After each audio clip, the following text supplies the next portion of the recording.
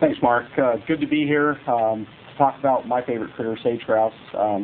Any of you that have ever had the opportunity to wander around the desert steppe in the middle of the night in April or May with a net in hand and spotlight and playing some loud rock music can relate to that.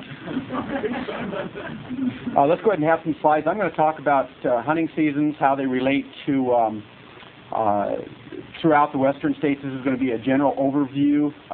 It won't be specific to any particular state, and I'll show some examples of how hunting seasons have evolved over time.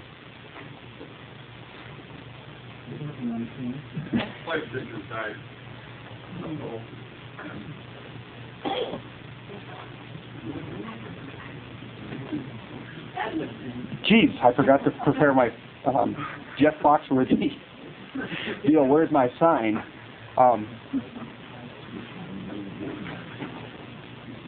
Geez, Idaho's prepared. Boy, they have their backup. There's a question over there. Go ahead. I can ask my question now. Is there any information about increased predation in summer habitat areas because of the lack of stark cover at wet meadow areas or spring? Increased predation on birds? I don't think so. Anybody have a... Did you go back to the basics and start, let's say, what do we know about seasonal survival? Right now, I mean, we all have clues about seasonal survival that are fairly consistent. I mean, we know in general where the peak of mortality is occurring. We know that during the breeding season, during nesting season, it's a particularly tough time for females, for example. And we know that survival tends to be fairly high during winter. But we know so little about how bad survival is during any particular season. We haven't got to the point yet where we're able to differentiate and understand the causes. I think Connolly, with his current research project, is probably going to get some I hope he gets some good information on some stuff like that, getting into the brood survival.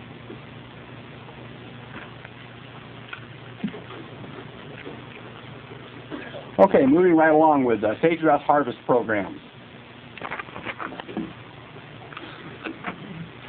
Sage grouse have been harvested ever since the very first humans came over the Bering Land Bridge for several thousand years. We don't have a great number of records about how successful Aboriginal North Americans might have been hunting sage grouse, but we do have a fairly good record of a long history of sage grouse hunting throughout the West as the pioneers came across North America. The first indications of sage grouse hunting for food actually occurred with the Lewis and Clark expedition, at least for European man, 1804-1805 period. And certainly as we had the immigrants coming to California and Oregon, they depended upon sage grouse a fair amount. By the 1860s, 1870s in Nevada at least, sage grouse were a primary topic of the Nevada legislature, setting the seasons, and a major diversion to miners and ranchers and folks in Nevada to hunt sage grouse.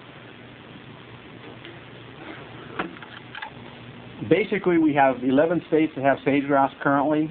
Of those 11 states, 9 hunt sage grouse. The states that hunt and regulate mainly with bag limit and season length end up being Montana, Wyoming, Colorado, Idaho, Utah, North Dakota, and Nevada. We have season lengths and season and bag limits in the states of California and Oregon, but they additionally regulate by limiting the number of people that can hunt. In California last year, for instance, it was 445 people. In Oregon, I believe somewhere in the mid-1,200 people were allowed to hunt sage grouse.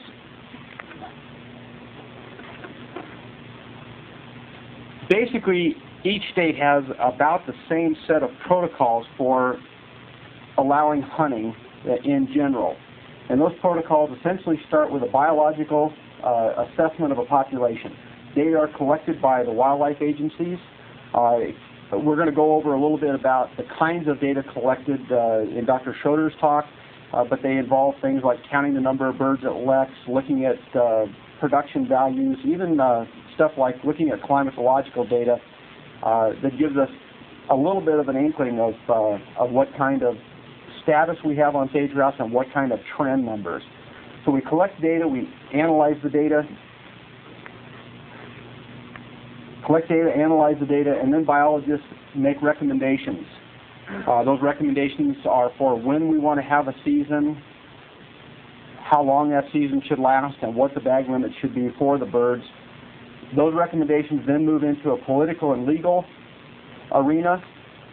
The recommendations sometimes also are generated by the public.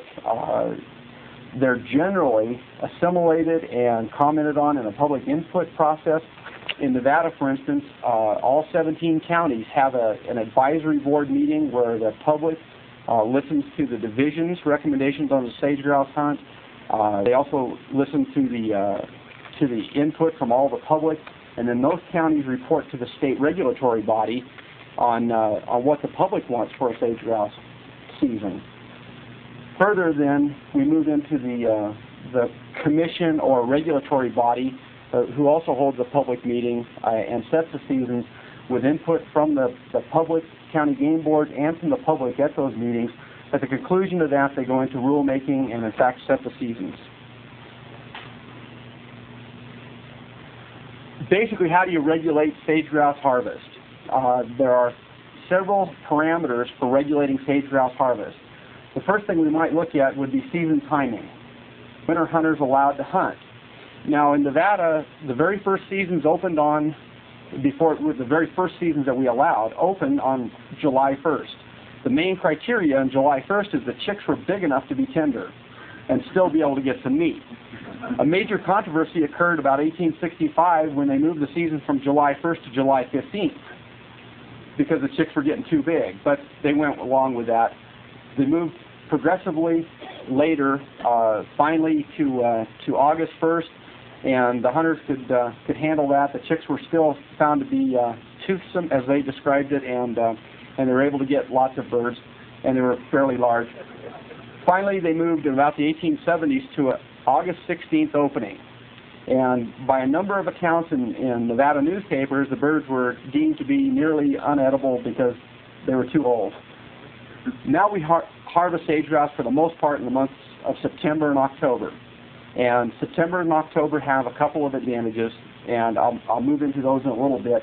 But again, season timing has a great deal to do with how many birds you can harvest, the vulnerability of birds, and those kinds of factors.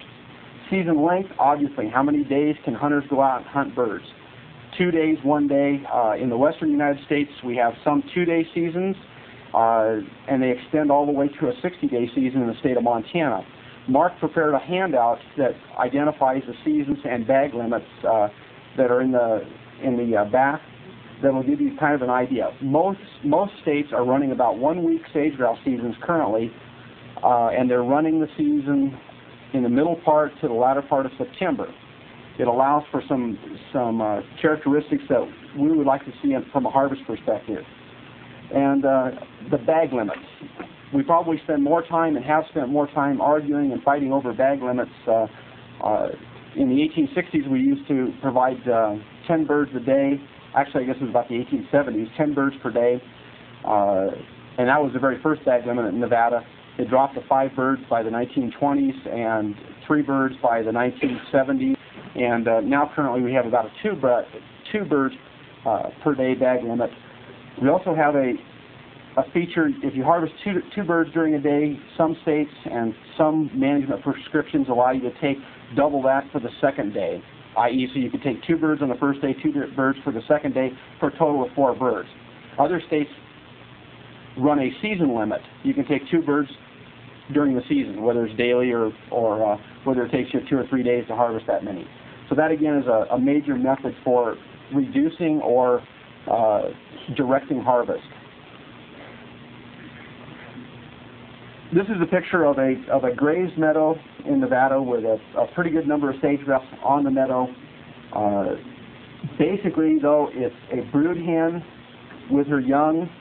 We tend to find, as Dr. Conley indicated, that sage grouse in the latter part of the summer have a fairly wide tolerance. In a place like Nevada, because it's so dry, we tended to see sage grouse moving onto the wet meadows during July and August and into September, into the first part of September.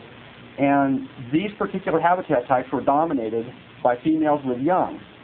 If you open a season early in September, because the relative density of sage grouse is high, hunters would concentrate on hunting these wet meadows. Now, the interesting thing about these meadows, they would draw sage grouse in because livestock would graze the meadow early, and the regrowth was highly nutritious, and the sage grouse concentrated on that highly nutritious regrowth on wet meadows. Most states have looked at vulnerability of harvest and harvest by age classes and by sex classes, and moved their seasons back to a point where we get good mixing between the adult males, the unproductive hens, and the hens with brood. What that does is it avoids selective harvest on the segment of the population that you don't necessarily want to target. And what we do is we target more randomly across the population. To talk just a little bit about harvest rates, from direct band recoveries in Colorado, we run between 3 and 11%. On a sample I ran in Nevada this year, I was about 5% of the birds that were marked were harvested. That's generally a pretty reasonable harvest rate in most populations. There are some considerations that we have for populations that are concentrated in small areas or hunter numbers that are higher than you would want or expect. In Nevada, in the late 80s, Gary Zanino didn't report harvest rates, but he suggested that harvest on broods and brood hens might limit numbers. That's also been found by some other researchers. So states have adapted their management to avoid harvesting birds during that particular time. One of the examples of how you might try to limit harvest opportunity occurs when you have birds that are concentrated in a relatively small area. There's a population of birds that lives in this small valley in western Nevada. It was a very popular place for Ben Cartwrights and the like to hunt in the 1860s and 1870s, and they used to talk about going out and hunting this particular population all the time. It's been hunted continuously since 1860, and it's darn close to the Reno area. What we run now is we run a 2-day season in this particular area with 1 bird daily and 1 in possession, or 2 birds daily and 2 in possession. It's not very attractive to hunt here. There are areas that have higher populations and higher bag limits, so we don't see very many hunters in here. But one of the questions that you ask yourself is, well, geez, what kind of thresholds do you want just to allow hunting? And one of the thresholds that a lot of the western states are looking at, Nevada's looking at, Colorado's implemented, is if you can't count 100 males in a particular population, you don't really want to hunt that population.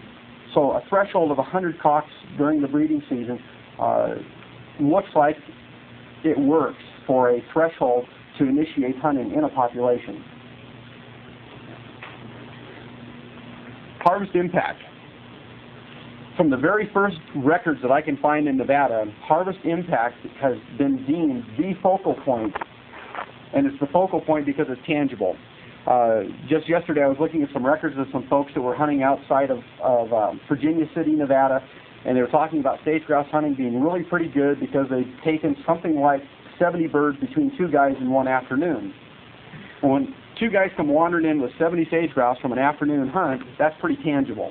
And it's a pretty tangible source of mortality.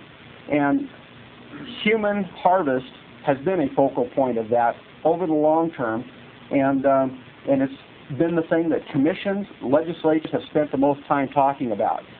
In the big picture, it probably doesn't hold a candle to things like habitat conditions. But it is tangible, and it is something that we can manage. Some of the things about harvest. Harvest occurs early in a birth pulse when sustainable yields are high. You can roughly take about 50% of the annual mortality on sage grouse.